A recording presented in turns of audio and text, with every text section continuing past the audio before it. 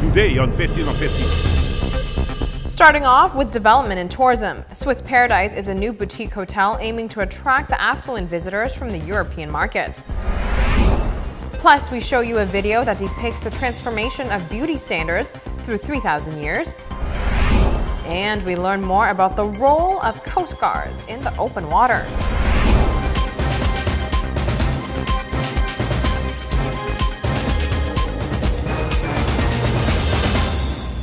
Hi everyone, thank you for joining us. I'm Yentl Lieuw. A new boutique hotel by the name of Swiss Paradise has opened up on the island. The property is looking to target European markets, aiming at the higher class. Swiss Paradise Villas is located in Nord. Minister of Tourism Anmar Odiwer paid the investors a visit and toured the new addition to the island's hotel sector. $6 million has gone into the boutique hotel already. The owners are striving for eco-friendliness. There are 16 villas in total, with the plan to expand to 6 more for a total of 22 villas. In addition, $10 million is planned to be invested in Swiss villas in the near future. The concept, we build it that we are very unique and that we can attract VIP people from mainly from Europe to build up new markets, and that we have a modular concept for bigger groups as well. So we have groups from 6 to 50 people or even more, and we can accommodate them and give the highest possible service to them. We will have more details on Swiss Paradise on Monday night at 7:15 p.m. During Prime Minister Ayman's participation within the Caribbean Energy Security Summit, he networked and strengthened ties with U.S. political figures, one of which was Joseph Kennedy III. Prime Minister Mike Ayman sat down with U.S. Representative for Massachusetts, Joseph Kennedy III. During the meeting, both reinforced their political support for the other nation. Aruba's leader received acknowledgement from a member of the Kennedy family. What you hear from me and my family, your friendship with my father, your friendship with my brother, is the United States stands ready to continue to be a good friend to Aruba, the Aruban people.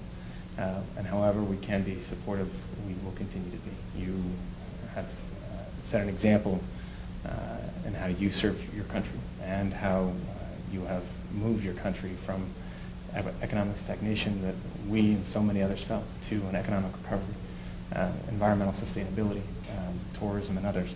That is one that the rest of us can learn from. So, Mr. Prime Minister, honored that you would be willing to make the time for me.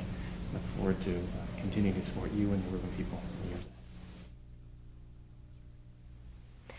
This week, the social dialogue celebrated 5 years. Many plans were executed through this particular platform.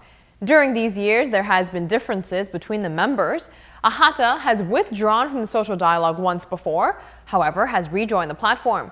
Jim Heppel reveals what the Tourism Association hopes to see in the future of the social dialogue. It's a question really of establishing what the agenda is going to be going forward.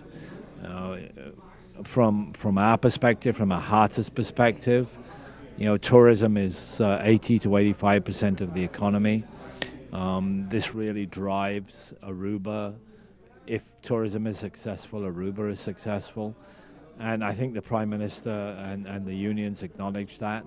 And so all we want is the opportunity to discuss how can we make sure that we're as successful, we can be the best that we can be and continue to compete in what is a very competitive world. Prime Minister Ayman has announced within the dialogue plans to diversify Aruba's economy. The island can move towards having more economic pillars instead of solely depending on tourism.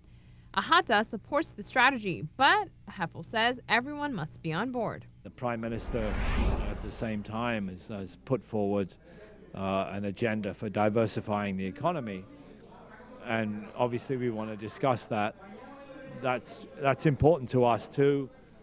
We want to be part of the whole process, the whole discussion, and so consequently setting the agenda is going to be very important. But I think overall we look forward very much to the opportunity to continue to talk, to continue to have that dialogue, to be part of a tripartite process. At the same time, we're having bilateral discussions with the government on areas that are of interest to us. So overall, I think that the process going forward is going to continue to be successful. And when we come back, we will take a look as to how beauty has evolved within the past 3,000 years. Here is a preview now. If history is any indication, the standard of beauty will continue to evolve.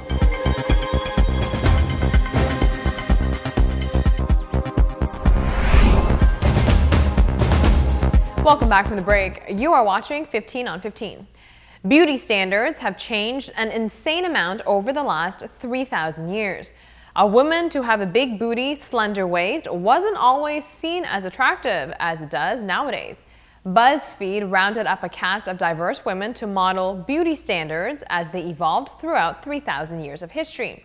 From ancient Egyptian beauty standards to our modern day ideals, this video comprehensively covers it all. Take a look.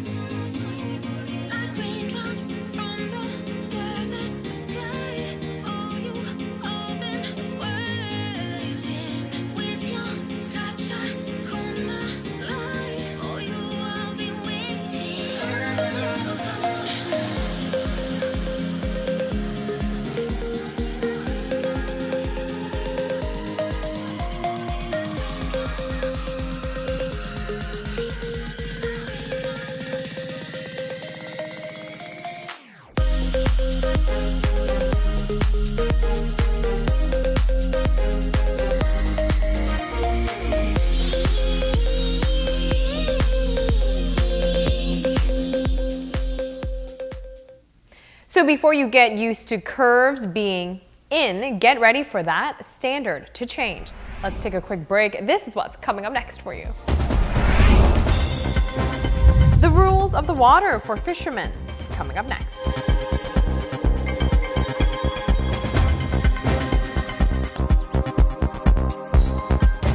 We call upon police officers for emergencies taking place on land, but upon water, the Coast Guards take charge. Dorshon Salmon takes us through their workspace and what a typical day entails. One of the more important aspects of the Coast Guard's job is to prevent illegal immigrants from entering Aruba's waters. That's a very important part of our job on the sea, of counteracting illegal entering of immigrants from South America. I say again, I don't have the numbers, but I can tell you that it's something that keeps us busy. Aruba's authorities have partners in the water to exchange information and reinforcement. ABC Islands in Venezuela on search and rescue operations. We do have very good communication. We even train with Venezuela. Coast Guard, that Carib, trains with Venezuelan authorities on the sea for the good relationship on the area of search and rescue operations. There are limits to the open water for fishermen. Aruba has territorial water. There is not a boundary, but we always advise local fishermen to stay as close as possible to the shore in relationship with safety and equipment they have on board. But there's also very close by neighbor of us, the Venezuela, and they have also the territorial waters, which crossing that line would be illegal for Arubian fishermen. So that's something they have to be very careful in crossing the territorial waters of Venezuela.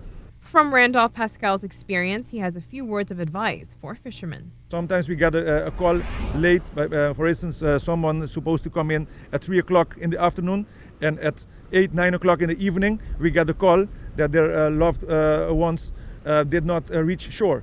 And then we have a delay of 6, 7 hours of search area that becomes with the minute bigger. So a good communication is very, very advisable for the fishermen to have on board in the form of a good VHF set or good telephone communication. For the local fishermen, it is required to have your proper documentation while going underwater. You need to take along with you food and water. And if you need to make a distress call, please dial 913. For 15 on 15, I am Dorshan Salmon.